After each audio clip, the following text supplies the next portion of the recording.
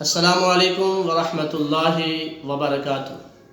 ناظرین، آج آپ کے سامنے میں حضور علیہ السلام کے علم کا ذکر کروں گا۔ اللہ کے نبی صلی اللہ تعالی علیہ وآلہ وسلم ایک مرتبہ تشریف فرما تھے۔ ایک اعرابی حضور کی بارگاہ میں حاضر ہو گیا اور عرض کرنے لگا، اے اللہ کے نبی، اگر آپ نبی ہیں مجھے بتا دیں کہ میری آستینوں میں کیا ہے تو میں پھر آپ کا کلمہ پڑھ کے مسلمان ہو جاؤں گا۔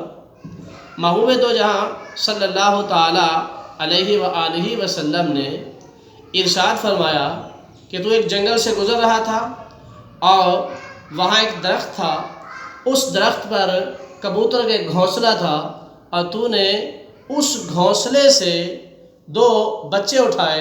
جب تو نے 2 بچے اٹھائے تو اس کی ماں اپنے بچوں پر لپٹ پڑی، تو نے ان کی ماں کو بھی اٹھا لیا۔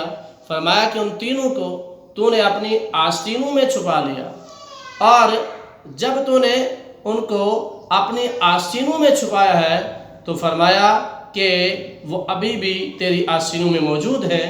وہ یہ واقعہ سن کر حیران ہو گیا اور فوراً حضور کی بارگاہ میں حاضر ہو کر مسلمان ہو گیا۔